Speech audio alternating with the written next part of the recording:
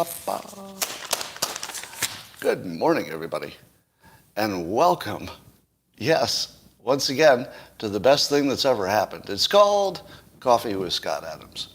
Now, I don't know if you've noticed, the regular viewers, that if I tell you you're going to have a good day, it will make it more likely. Why? Because reality is subjective. You might have exactly the same amount of problems, but if you come here every day and I tell you it's going to be great, it'll be a little bit greater, as far as you can tell, and that's all that matters. Now, how would you like to take this experiment up a notch? It's called the simultaneous sip, and there is plenty of science to suggest, indirectly, that it might make your day better. But I guarantee it. And all you need is a cup or a mug or a glass of tanker, chalice, a canteen, a flask, a vessel of any kind. Fill it with your favorite liquid. I like coffee.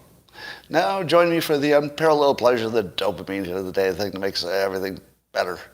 It's called the simultaneous sip, and it will be sipped around the world. Now, go. Exactly. I see in the comments, if I may read this comment, it's the best thing that's ever happened to me. A lot of people would put it in the top 10, but I think it properly belongs in the top 3. I will allow that the birth of your children, possibly your wedding day if things went well, could be better days, maybe, if those things went perfectly. You know, I would say the bad version of all those things is still worse than the good version of Coffee with Scott Adams. But the best, I'll give you that the best version of those things would have a little bit of an edge. Well, here's an update. Beep, beep, beep, beep, beep, beep, beep, beep, beep. It's a fake news update. Do you remember the story about the guy who wanted to vote back in 2020? He wanted to vote, but he could not find any way to get a government ID. Here's an update on that story. He still doesn't exist. Still doesn't exist. Okay. All right, next item. How would you like me to fix fake news? I mean, actually do it. Like right here. I'm going to perform a magic trick. Are you ready? I'm going to describe an app, or maybe it's a process. It doesn't have to be an app. It could be something that gets the same thing done. And it goes like this. Number 1, how much do you dislike commercials on your television? I think you don't like them at all. Wouldn't you wish that if you were watching live TV, where you can't fast forward, that you could have something entertain you during the commercials, and yet, here's the key, and yet have the thing that entertains you during the commercials be on the same topic or within the same field as the show you were just watching. And so I submit to you what I call news buddies. What it is, it's a live stream, could be on an app, but it could be just live stream, that is at the same time as the live network broadcasts or cable broadcasts of CNN, Fox News, MSNBC. And so if you're watching any of those shows, you can call up on your other device. So let's say you're watching the news on your television, because you're a certain age, you watch a television. And you call up on your phone a real person who at exactly the same time, for you and other people watching the same show, will be your little news buddy. It'll be like a little avatar that just sits there on your phone and is completely silent, mostly, during the actual broadcast. The moment the broadcast moves to a commercial, you can silence your TV and then have the little news buddy say, you know, that story you just watched, that's kind of fake news because it's a little bit out of context. Here's what they left out. And what would you rather do? Would you rather listen to the commercial? Would you? Would you rather listen to the commercial, or would you rather listen to somebody tell you what was wrong with what you just watched? Which is more entertaining? Because that's all that matters, right? Now let's say it's free. Could be. Could easily be free.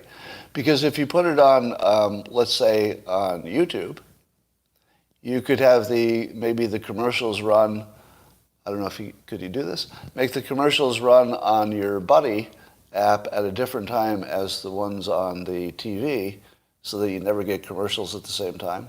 I think you could do that. But you could do it on an app if you build it yourself. And so therefore, you wouldn't have to listen to the commercial. Maybe it's just running in video.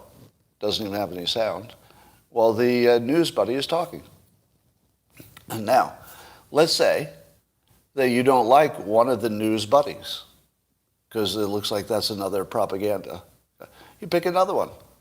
And other people can judge the other news buddies and pick one you like. So there should be somebody who, and by the way, there wouldn't be any copyright problem because the news buddy would not be showing the stream. You would have to have your own separate stream for CNN or whatever it is you're watching. Now, you have the news buddy doing a little fact-checking while the live news is on.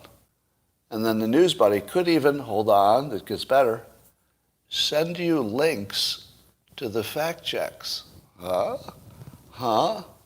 In real time. In real time. So your little news buddy, as soon as it goes to commercial, it says, you know what they said about climate change? Well, some people say that that's not true. Here's a link. You'd be like, seriously? I totally believe that. There's a link that says the opposite. Bing. Now, how many senior citizens could handle, having a news buddy on the phone plus the TV on? Okay, over a certain age, I'll give you that it would decline in usability. But it's also over the certain age that they're not as active in anything. So you tell me that people in their 50s and 60s can't handle opening an app on the phone? I say no, of course they can. So the people that you're really trying to reach, even the older segment, can absolutely turn on a simultaneous app. That's not even hard. So here's something that I would like to give you as a general concept.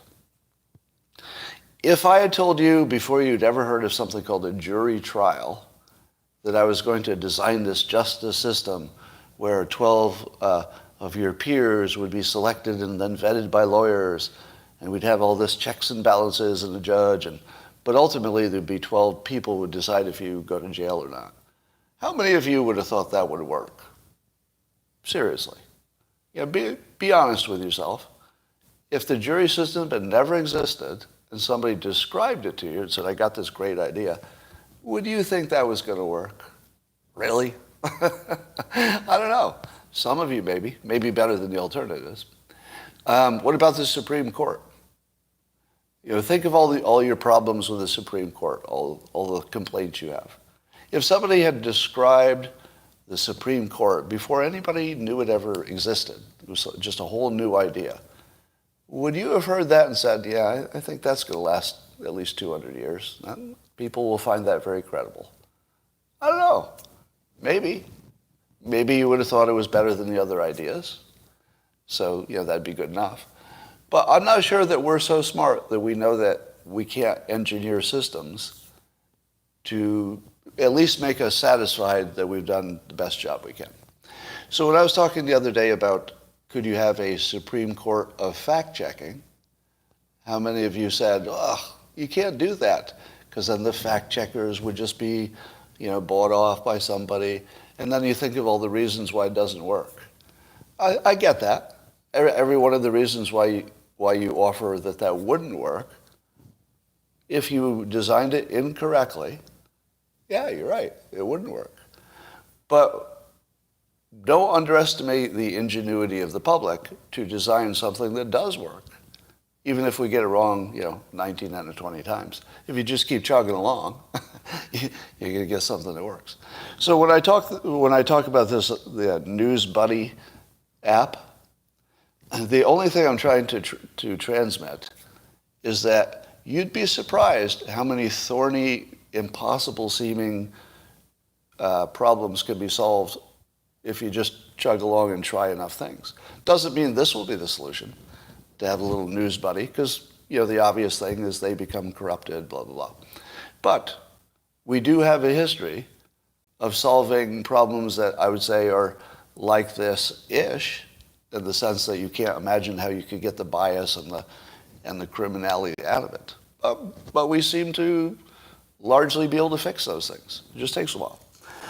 So I don't know if the news buddy is the way, but something cool could probably fix the fake news. I don't think what's going to fix it is competing platforms. That's my best guess. Do you? Do you think that the fake news will ever be fixed by somebody coming up with a competing platform? That's all the good news, so we'll watch that one instead. Doesn't feel like it, right? And so since we've tried that, in effect, should we not try something else? Right? So somebody cleverly is saying, so when did you create this News Buddy app? It would have been smarter to develop the app before giving you the idea, but I feel like it's more about the concept of designing systems that work. It's not even about the app. And I don't have that much interest in that kind of an app. But it was a good question, yes. It was a good question. All right. One of the coolest things about being me, if I can be all about me for a moment, and why wouldn't I be, is that every now and then I'll wake up and just something cool will happen that's just so cool you can barely contain yourself. And you didn't know it was coming. It was just, hey, that's cool. I was curious about something related to a story I'm going to talk about later, and in order to talk about that other story about an author being canceled, I wanted to Google myself and see if, what's the highest rated thing about me, to see if it was negative or positive, and to compare it to this other story.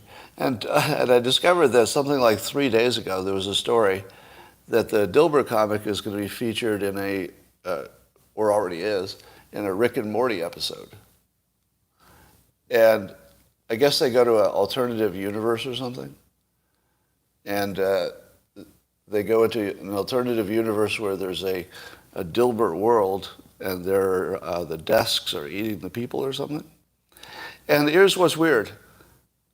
So this was 4 days ago, actually, this was published. How in the world did I not know about this for 4 days? How in the world could there be a Rick and Morty episode all about Dilbert, and it took 4 days for me to figure that out? And I had to find it myself. Nobody mentioned that to me? None of you? Nobody? Really? Seriously? There's not one of you?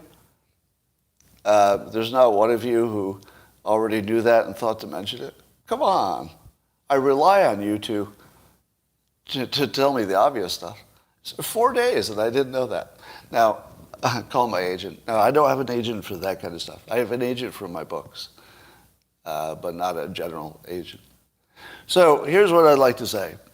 Rick and Morty is just about the best thing on television. And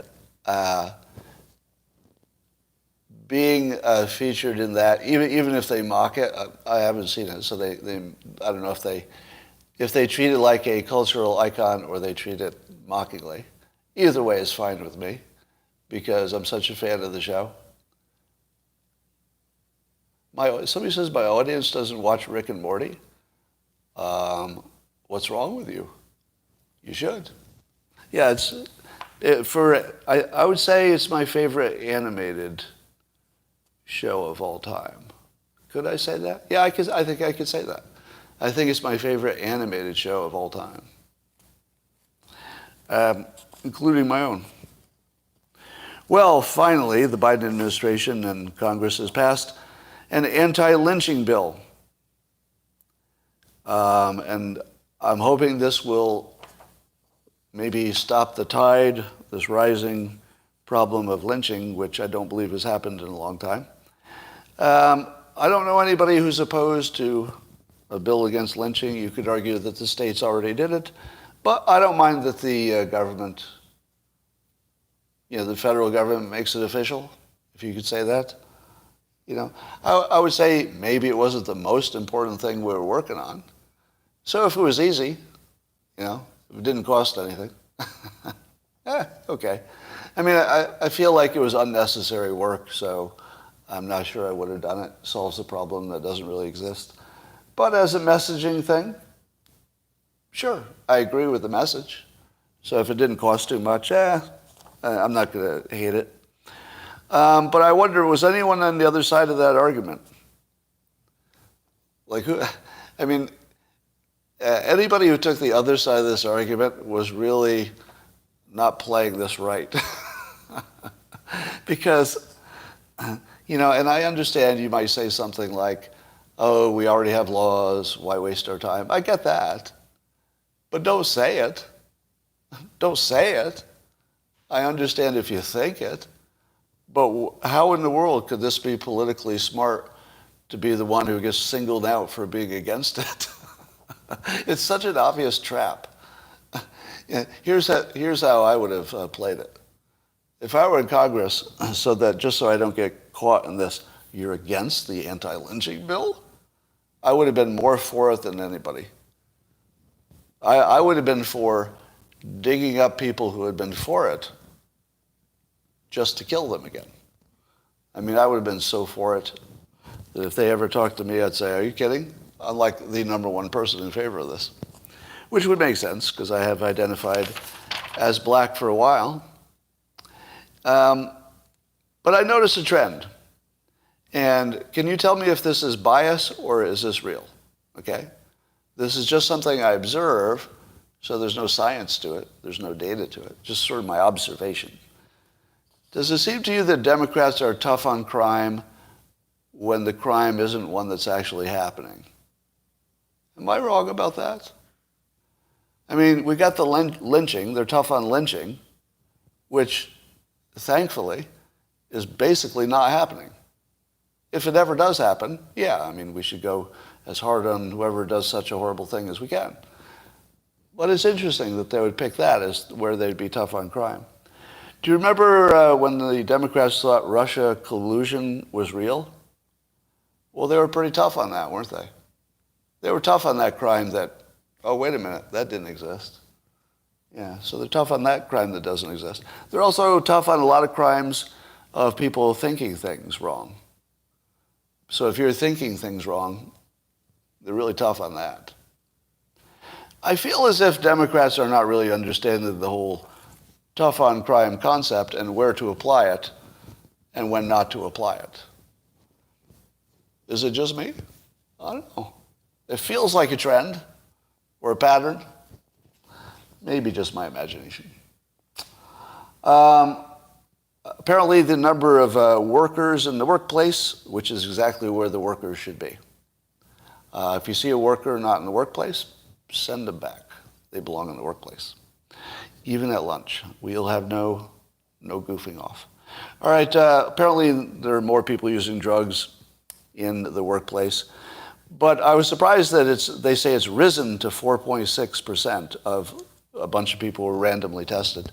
And I thought to myself, only 4.6%?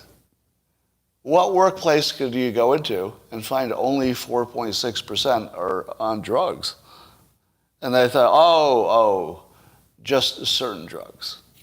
Just certain drugs. If you tested all the people who were on the drug that would affect their performance, how many would that be? Well, that would be all of them. It's just some of them are legal, some of them are prescribed, some it's coffee, it's booze. But I would guess that 75% of the workforce is consciously changing their brain chemistry through drugs, one way or the other. I mean, maybe it's only on the weekend. Yeah, maybe it's sugar. Anyway, Joel Pollack has an article in Breitbart in which she's talking about the reparations efforts in California. And he points out, and I never thought of this before, that California had never been a slave state. So I live in a state, California, there never been slaves here. It's always been a free state. But we're talking about, and there's some kind of committee, to come up with a plan for reparations or to see if it's practical. And they spent quite a bit of time so far, and here's what they came up with. It's just a preliminary, beginning decision to throw other black people under the bus. So, progress so far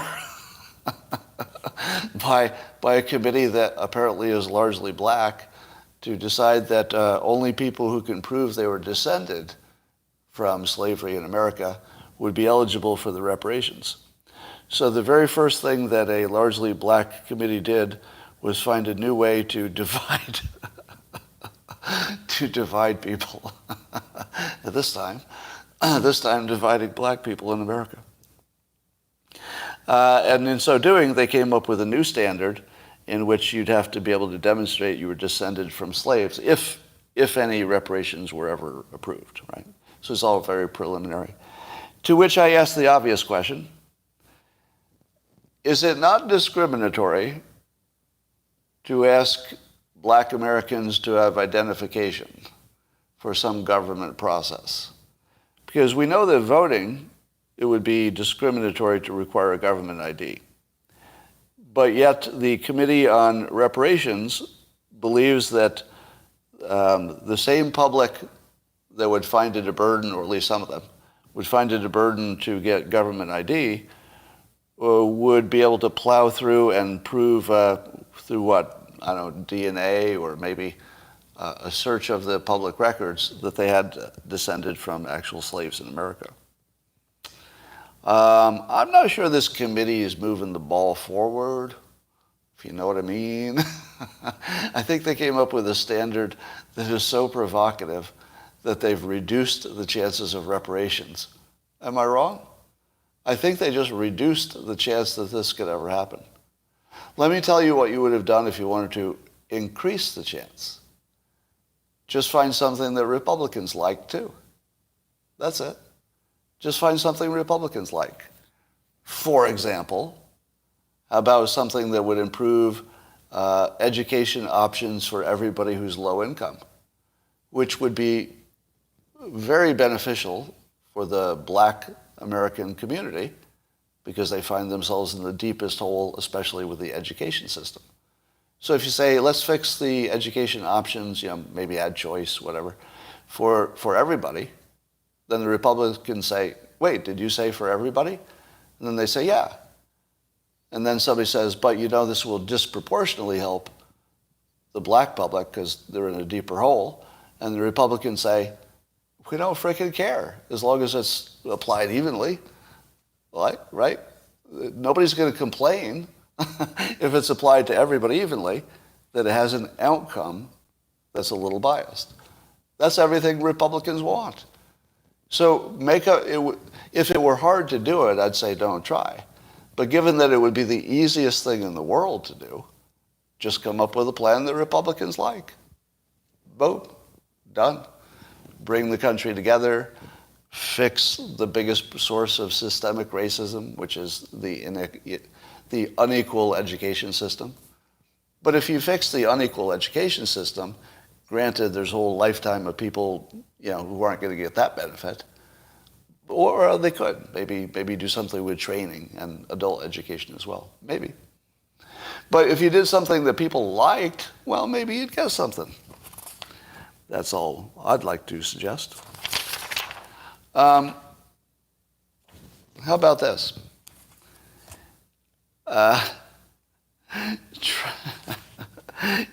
Is it possible for Trump not to be Trump for a minute? Don't we all think that we could be Trump better than Trump? Now here's the problem. For some things it feels like we could, but there are a whole bunch of things you couldn't. When you saw his letter talking about his hole-in-one that he got, and even people who are not fans had to admit it was well written. It was just hilarious and on point, and it was just sort of perfect. It was self-mocking without being too self-mocking. It just had everything. So as an entertainment and a piece of writing, it was just brilliant in my opinion. But then he does this. But then he does this. He's so hard to unambiguously like. All right? So I'm a fan, of course, and I liked him personally when I met him. So I liked the family. They were all very nice to me. So I have only positive feelings about them personally. But he's in an interview with, I guess, Just the News, John Solomon, and Trump called on Russian President Vladimir Putin to release any damaging information he has about the Biden family.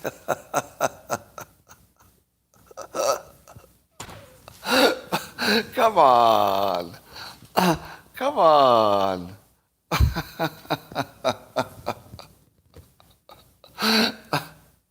He's up. So Trump is up something like, I don't know, 7 points against whoever runs against him if he were to run as president again. You know, he has this pretty much commanding lead and situation. The only thing he could do wrong is say something that could be spun as him siding with Russia. It's the only thing he could do wrong. And he knows exactly what he's doing. He doesn't fly close to the sun by accident. If this looked like an accident to you, you haven't been paying attention. This was no accident. This was someone saying, "Watch this." yeah. Watch this. I feel like that's all it was. I feel like he just said whatever is the most provocative thing he could say that would force people to demand an apology or a clarification, which would not be forthcoming. So, you know, when you see this sort of thing juxtaposed with his statement about his hole-in-one, the hole-in-one statement should give you a tip-off of when he's tongue-in-cheek, but it won't, because the people who want to interpret it as entirely serious, they're just going to do that. So to me, I wouldn't have done it. I wouldn't have done it. But would I have been president of the United States? No, probably not. So whatever he does keeps working in some ways, and then we're all geniuses when something doesn't work. We're like, oh, we saw that coming. Why didn't he? Well, I don't know why. You know, we're all confused a little bit about why things keep working. They shouldn't work. But he seems to know how to harness energy. In this case, he created energy out of nothing, and then the energy will come, directed back at him. And then because he's an energy monster, he'll redirect the energy to his advantage. So first he creates the energy, then he hands the energy to his enemies.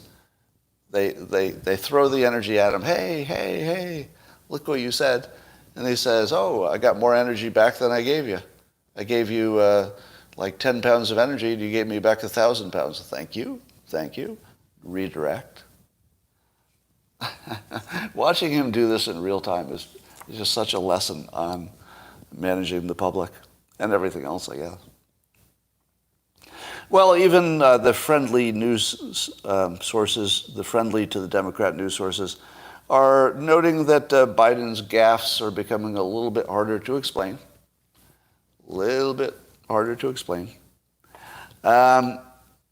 But now they've resorted to the ridiculous.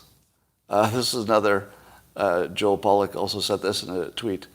By the way, if you're not following Joel Pollak on Twitter, you should be. Don't wait for me to talk about it. But anyway, when the White House defended Biden talking about Putin should not be in charge, and it sounded like he wanted him removed, but then he got walked back, and now they're saying that Biden was speaking in his personal capacity. And as Joel points out, there's no such thing as a president's personal capacity. What? Maybe in some weird philosophical way, but not in a real way.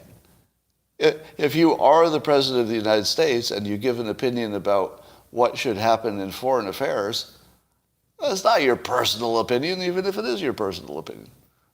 It doesn't even mean anything when you're the actual president. So, and it's funny that it takes somebody to actually say that before you say, oh yeah, there's not really a difference. All right, apparently Chris Rock is selling tons of tickets to his stand-up show, so he's coming out way ahead. So now we have the weird situation where, unless this was fake news, and I worry that it was, because I saw somebody else say that he didn't make any statement about it, but I saw a statement that Chris Rock said in which he apologized. That happened, or was that fake news? Did I get taken by fake news? I think he apologized, right? Somebody says it's fake. Oh, really? Oh, it was a fake. Oh, wow. Huh. Okay. The fake news was very good. It was a well-written fake. So, but at least I could smell it a little bit, enough to ask the question. All right. Wow. Okay. Anyway, Chris Rock is coming out ahead because he's selling a lot of tickets, and I think people appreciated that he didn't get violent and he didn't freak out and he went on with the show, and and even if you think he shouldn't have said what he said, you're not really going to come on down too hard on a comedian being a comedian. Especially, I think there was evidence he didn't know about the alopecia, which is perfectly believable. So, no, it wasn't a staged slap, I'm sure of that. So Chris Rock comes out ahead. How about Jada Pinkett Smith? Did she come out ahead? I'd say yes. Because do you think the women hate it when men defend them like that? No, they don't hate it. Nope. They might say they do, but they don't hate it. And I'd be surprised if she hates it. So I think she came out ahead, on an interpersonal level. How about, did she come out ahead in any other way? I would say yes. Because she's she's been classy about not commenting except I think she did one meme she posted about being here for the healing or something. So basically just no comment except one positive one about healing, I guess. Good. I think she also brought the message about what propecia is. And more importantly, how emotionally disturbing it is for the person with it. It would be real easy for you to say, well, of all the problems, that's not the big one. And by the way, she's rich and beautiful. And didn't she shave her head because she wanted to anyway? I don't think so. I think probably it was always alopecia. Just a guess. But, I think she came out ahead. Am I wrong? I think she looks good. I think a message that she'd like you to understand, which is people suffering from this probably have more of a suffering than you would imagine. I think she looks good. How about Will Smith? He got an Oscar. He got a standing ovation. He apologized. Now, that's not fake, right? That Will Smith apologized for the hit? I think he did. And I feel as if it won't affect his movies. I don't think so. I feel like everybody came out ahead. The Academy Award got better ratings. The media got clicks. I had something to talk about. You were entertained. Is this the weirdest situation in the world? Literally everybody came out ahead. I'm not wrong about that, right? I mean, Chris Rock suffered one slap and then sold 4 times as many tickets and got rich. And he's more relevant than he's ever been, and I don't know. It looks like he came out ahead. Some people say they lost respect for Will Smith, but here's the thing with celebrity. It matters more that you made people like you than you made people dislike you. Because the people who were sort of willing to dislike him, in other words, they were, probably lukewarm on him in the first place, they weren't going to buy his tickets and go to his movies. The people who already liked him probably like him a little bit more and more likely to buy a ticket. If I had to bet, I don't know it'll hurt his box office appeal at all. I don't think it will. He might lose some, but then gain some. Hard to say. Well, Putin has apparently refocused his army on the east. And people say, is this a change in strategy or a sign he is losing? What do you think? Why is Putin refocusing away from capturing Kiev and focusing on the east where he's already got control? So he's going to consolidate control. Why would he do that? Is it because he's losing, or is it just good strategy? And it was his plan all along. Well, I would guess that whatever his plan all along was, it got some modifications. But it might be that they can just ignore Kiev until everything else is settled and then go back. Or maybe they don't want to keep incurring losses around Kiev, if that's where there are the most losses. So maybe he's just cutting his losses during the time he's negotiating. So it doesn't look like he's losing anything. It looks like he's winning. We don't know, basically. That's the bottom line. But I'll tell you what the big problem here is. In order to make peace, doesn't one side need to think it's losing? There might be exceptions to that. But generally speaking, you don't really get peace until one side thinks it is losing or will lose, right? And the problem is they both think they're winning. So Putin, I think he can make a very strong case that he's winning or will win, even though it will cost a lot. I think he can make the case he's winning. And I think that Ukraine is already making the case through their propaganda that they're winning. So Ukraine can't say, hey, we're totally winning this thing, but we'll give you lots of things for peace. So Ukraine has to make an offer in the peace deal that reflects their propaganda. And so they did.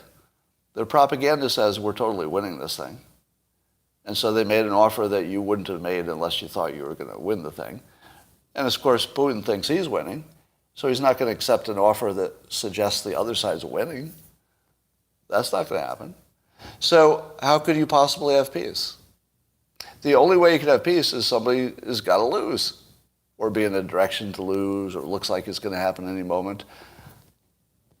Now, I heard a term that I had not heard before,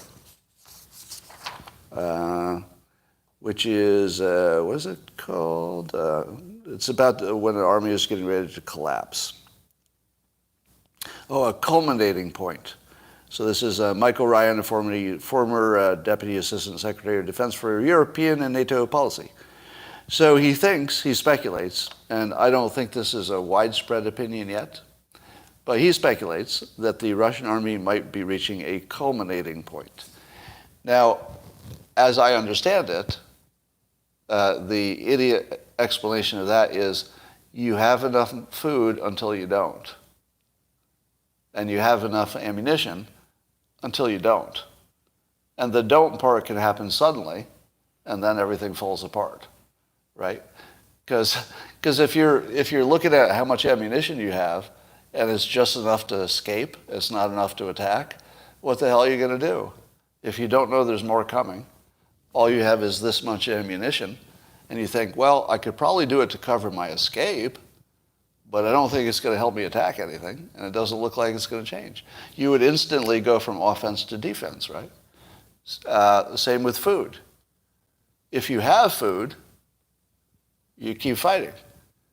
If it's the first day they tell you there's no food, you say, wait a minute, did I hear that right? Today's a no food day? When does the food come back? And they're like, well, we don't know. They keep attacking our food trucks. It's a culminating point, I think, if I'm interpreting right.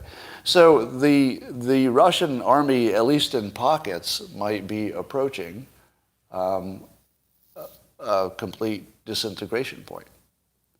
But if it happens, it would happen quickly. Somebody says the Viet Cong ate rat meat. Yeah, it's hard to completely understand what people will do to survive, so I suppose they would just start, raping the Ukrainian countryside. But even that would be the army falling apart, because even to rape and pillage, they'd probably disperse. So, what do you think? If you had to guess, is any significant part of the Russian military force near a culmination point? Well, I'm guessing no. If near means in the next month, I'd say no. And if it takes longer than that, then Russia will just find new ways to get supplies, I suppose. So it looks like there's something about this situation where everybody can resupply. But if you can't resupply quickly or well, maybe you can keep limping along to do a peace deal without reaching your culmination point. So here's a story I read in one publication. I forget which one. I think it was a British publication. That one of the reasons that Ukraine is doing such a good job is of defense is drones, but not the big ones, not the kind that come from Turkey and they look like a big rocket. I'm talking about the little ones that you might have at home. So apparently there was some effort in Ukraine that was fairly advanced to sort of self-organize all the people who knew about drones, military or non-military, it didn't matter. And they formed some kind of a quasi-drone air force of small drones. And they were cobbled together in various ways and different models. And part of the story said they were having trouble getting parts because of, things are banned in certain countries. To which I thought, that doesn't make sense, because NATO would just give them the parts. I mean, if it's a military thing, I can't imagine that those restrictions would, be permanent. If we wanted to arm Ukraine, we could certainly get them some hobby drone parts, I think. But the story goes that little unit with the well-trained people that were part of it would go out on some kind of four-wheeled vehicles at night. They'd have their night vision small drones spotting stuff, and they would blow up the most strategic things. So they'd blow up whoever's in front, and then once they slowed things down, they'd look to pick off, colonels and, officers and, supply trucks and stuff, that sort of thing. So if you can pick and choose after you slow them down, you basically can just stop a whole convoy. And it looks like, to some extent, maybe they did. Now remember, every story that comes out of this region has to be suspect. It's all propaganda, fog of war. But it's what I was expecting to hear. So remember, I'll tell you this too many times, you'll be sick of it. I think I was the only person I know of, there had to be more, but only one I heard, saying that the Ukrainians would be unusually effective because of new technology that we had not seen employed before. This is that. Now, if this is true, and that's a big if, this would be a clear case of smaller drones being deployed in a way that had never been used this effectively before. Yes, small drones have been used for a long time, but not like this. So it's more about the way they're using it and effectively building a drone Air Force attack unit to strategically attack things. Now here's the thing that I found fascinating. You wondered how the small drones could get through, because of course Russia would have jamming stuff to be able to jam the signal, right? But apparently the strategy is they wait for the Russians to launch their own drones. Because apparently you can't really have a convoy in 2022 without your own drones. And you would kill your own drones if you sent out some kind of suppressing signal. So the Ukrainians would wait for the suppressing signal to be turned off, which means the Russians are launching their own drones, which means you can launch your drones. So they've got this whole, drone electronic, battle going on that is... And I'll say again, I don't know if we're really reading the actual tactics of a thing happening or is total bullshit. It could be, like the ghost of Kiev and all the rest, it could be complete bullshit. But it sure sounds right. Sounds good. All right. Ukraine allegedly, and here's another maybe bullshit fake news story, allegedly fired some artillery into Russian territory. And at least one report, and I don't think any of this is confirmed or even reliable, it may have been like a weapons depot or ammunition depot or something like that. But here's my question. Why is Ukraine waiting so long to attack Russia? Like who made the rule that only Russia can attack inside Ukraine, but Ukraine's military, which must have some capability, why can't they attack Russia? I've never really understood that. Is it because Putin will get mad? I mean, he acts like he's kind of mad right now, a little bit. Somebody says no ability, but that seems so unlikely. Are you telling me that they can't even get a terrorist attack into Moscow? Not recommending it. Not recommending it. I don't recommend violence. But I'm wondering about the strategy. Because if the problem is that the Russian citizens are not getting the message of what's happening over there, how do you send the message? That's how I'd send it if I were an unscrupulous leader and didn't care about casualties. I would start blowing stuff up in Moscow any way I could through individual agents. You know, because I got to be honest, you don't have to blow up things like the Twin Towers with spectacular attacks.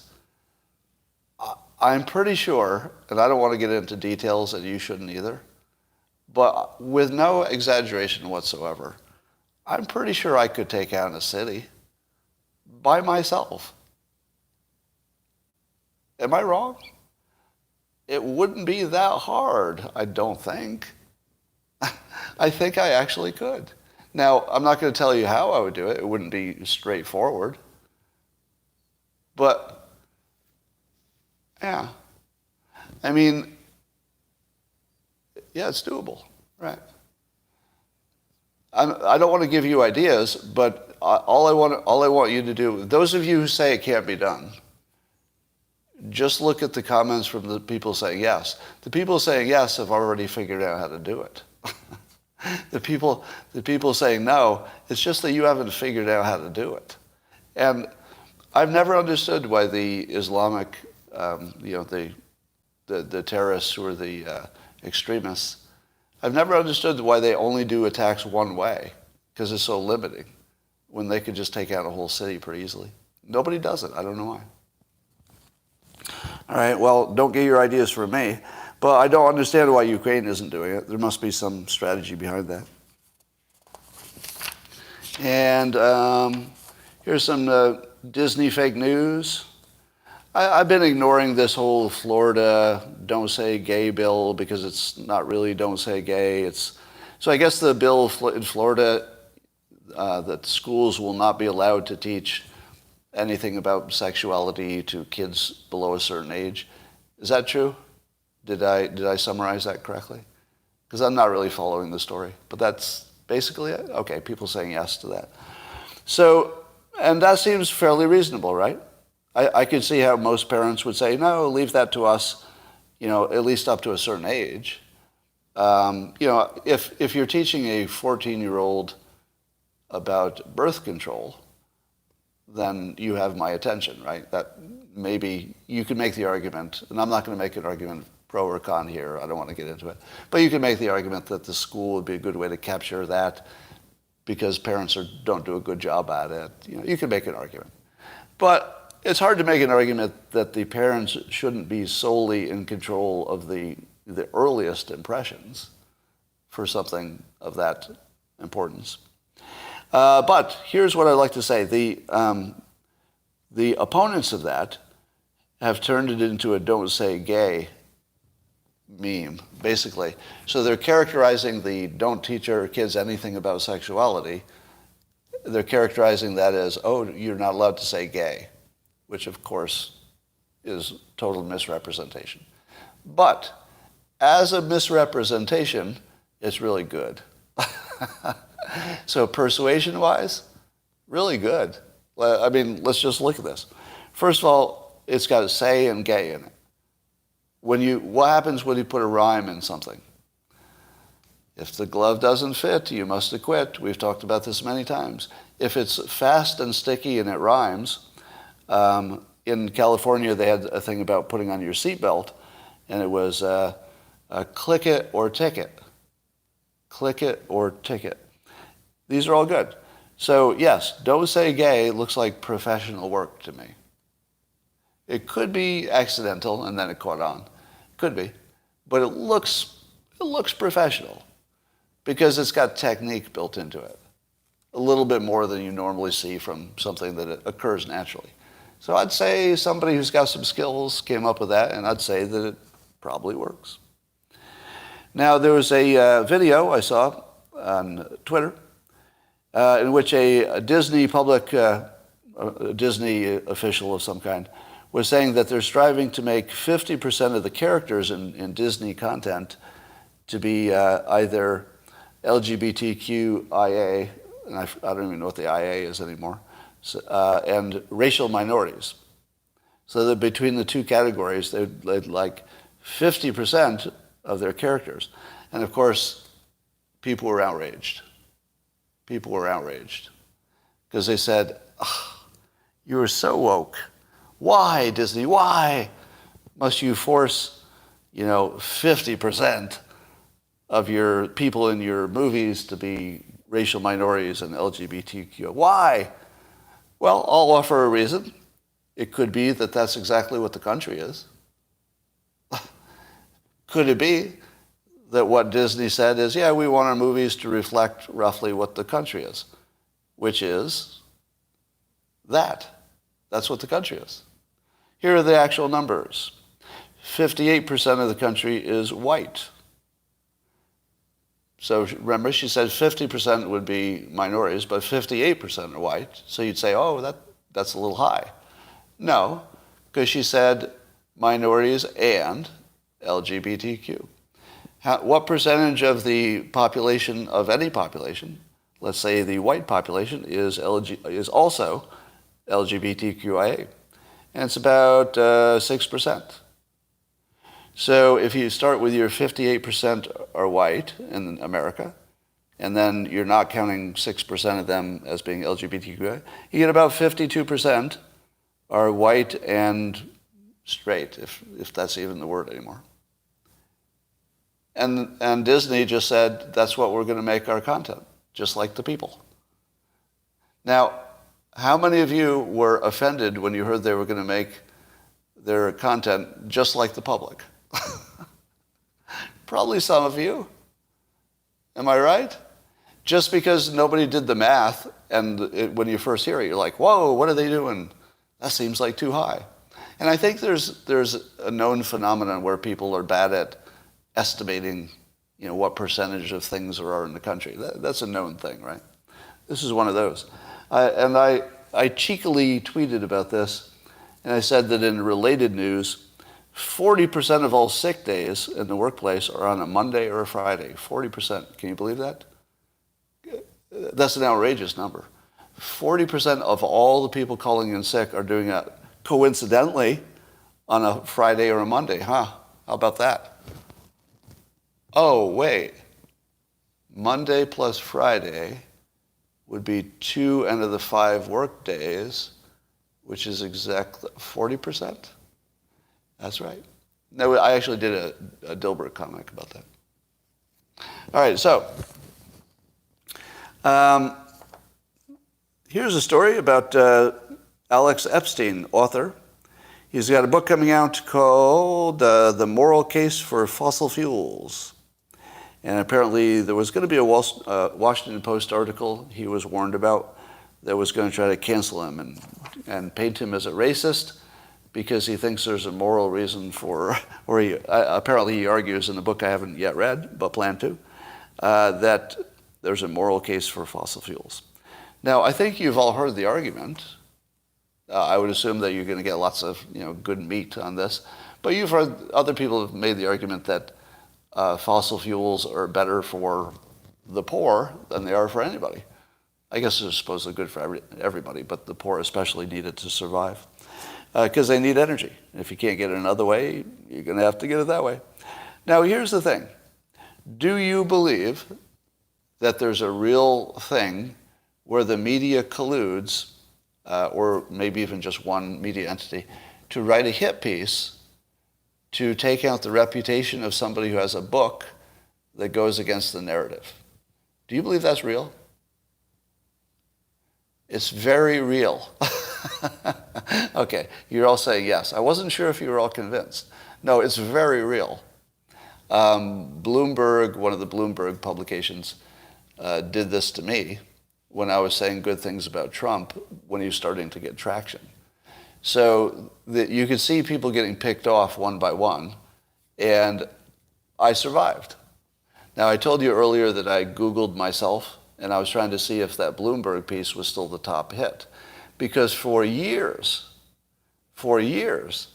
one of the, or it was either the top or one of the top news hits was a hit piece. Because it was a big publication and it was recent.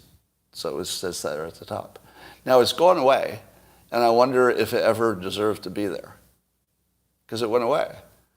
I don't know, there weren't that many new things that were like major news pieces to replace it, but it went away. So these are the things that I wonder about. I understand that the book by Robert F. Kennedy, The Real Anthony Fauci, he was also subject to the media colluding to basically ignore that book. I think he had no book reviews, but sold 1 million books. How do you sell 1 million books and not get a book review from one of the major publications? It's collusion of some kind.